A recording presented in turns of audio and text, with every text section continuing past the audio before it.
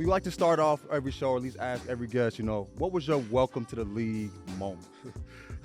Are we allowed to curse in the podcast? Oh, for all sure. you want. The real thing We is get 3 N-words each. Zach donates his to charity. donates to charity. Just like I donated that $20K just now. We're going to talk about that, too. We can talk We'll about get that, to too. that, yeah. For sure. Let's just say my welcome to NBA moment was definitely when Khris Middleton served me a bunch of buckets in the game. What do you mean by a bunch? Let's get some numbers. Yeah. Like, I think in his career, Khris Middleton shoots probably 86% against me when I'm not shooting. That's how many buckets I think he's That's a got lot of buckets, over man. the past 3 years. And it's not because it's not good defense. I don't know what he sees. Maybe it's the Celtics. Yeah. But, like, this man, when I first guarded him in the league, everybody's like, yeah, get into him, like, pressure him. Like physicality, all this stuff. So I'm doing all that. Next thing you know, he's shooting fadeaways, cash. I'm like, all right, cool. Is he talking while he's doing it? He's quiet. Yes, that's the He worst. seems Like quiet, Khris, that too. seemed like That is the quiet worst. because like he's from I think he's from South Carolina. I knew Aaron and everything like that. So like I remember I first connected with him, and I was like, "Yo, like you gotta relax, bro. Like relax. Like I'm over here as a rookie. I'm trying my best. right. Back then I wasn't considered a defender, so this man was serving up straight buckets. And CJ McCollum too. Those are my two that I always remember. that makes I sense. will never forget from my rookie year because I remember guarding CJ. We were on the baseline. He's from between, snatch, and I contest it. Goes in. I'm like, okay, good defense. Like, I'm cool with that.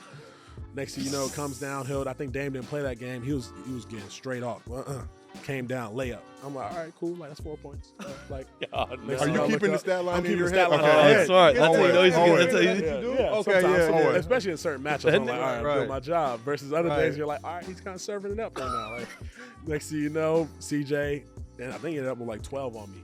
Yeah. 12 on any one player in the middle of a game is a lot of points. Right.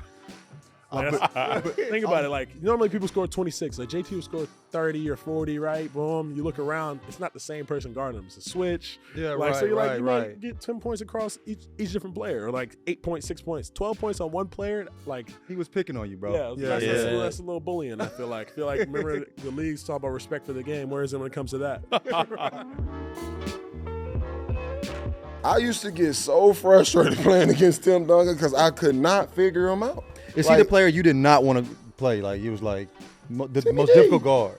Timmy D, I couldn't figure him out, and I was a baby too, and he's well seasoned at this sure. point, but I couldn't figure him out, and it was just like no matter how much strength I put into it, or how much I shuffled, or how hard it was just like Glass. Yeah. I heard he would like pat you on your butt, like good rebound. bro, that shit like was he the was most on irritating shit. Right, like bro, talk some shit, bro. I would I rather thought I was. that. It was That's meaner. right. To compliment me, like, Yes. good job, you got a rebound. Just call me a finally, you bitch feel or something, Right, dog. Don't disrespect. try Oh, to he's compliment me. I got to man. So I finally had a successful night against Timmy. Like it's not even a great night. It's just I'm having a decent, successful night. Right. So my young dumb ass decides to go talk shit to Timmy. Oh, Yeah, motherfucker. Yo. I remember like backpedaling down court and Timmy looked up at me. He just looked at me and didn't say anything. He just looked at me. Hey, that's that Terminator shit. That's This is you powered exactly up. what he did. He He looked powered at up. me. You feel He's me? jogging down court. He just looks down and starts like kind of laughing to himself. That's so scary. This is the fourth quarter. This dude ran off 16 straight. He hit you with this He nigga. ran off 16 straight.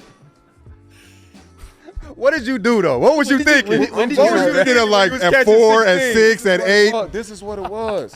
Like I said, I'm trying to get into a verbal like Yeah, something. yeah. They ain't never said anything to me. So we go back to that butt tap. Yeah. Like I said, he's running off this 16 straight.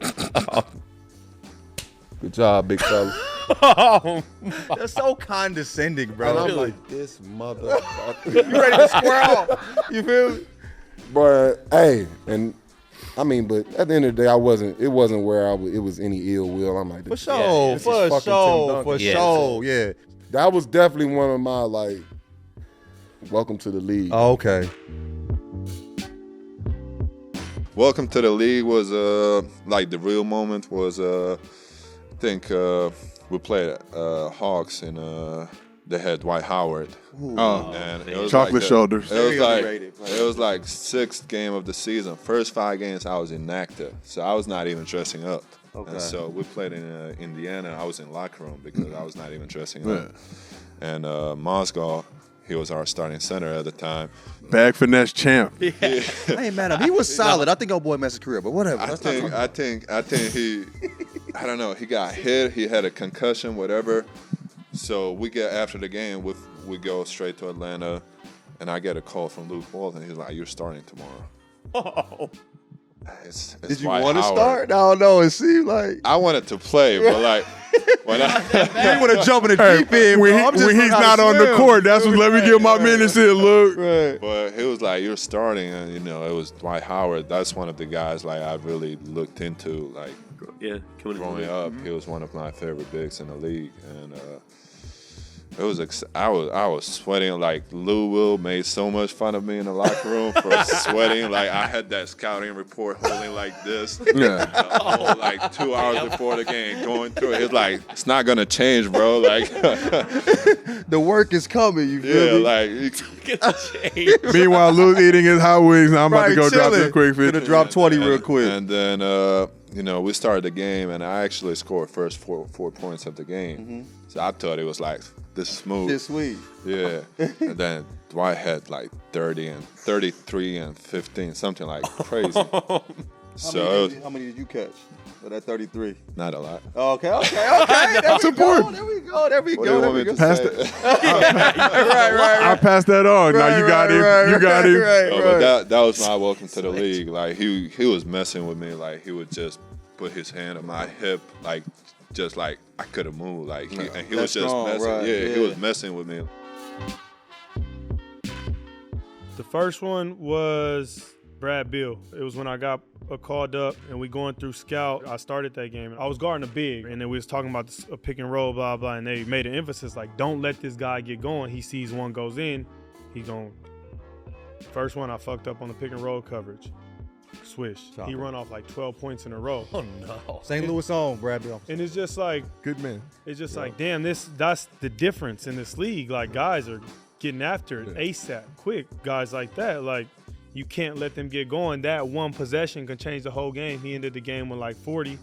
But it's just like that's what coaches talk about in the meetings. Is like you got to lock in. Every play matters because now you don't let him get his first 2-3 shots off. Now it's a different game. How many of that 40 did you get, though? I got to ask. I got into foul trouble early, so I think I got like a good 13, 14. And then the rest handed off. We Yeah, had equal Grant opportunity Williams on the bucket getter, show, and he right. was like, guys will break down how, you know, and he was like, if you get in that 10 to 12 range, it's it definitely gets uncomfortable. Of course. I mean, because it's damn near like you was the one that let him get going. Yeah. I mean, if you really know the game and the guys that's watching the game, everybody know what's going on.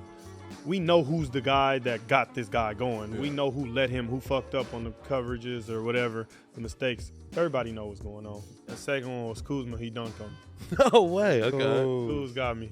He got me. But, I mean, that was a difference for me going to playing in from the G League and in Mexico to playing in the league. Like, the bigs in Mexico are 6'8", 6'9".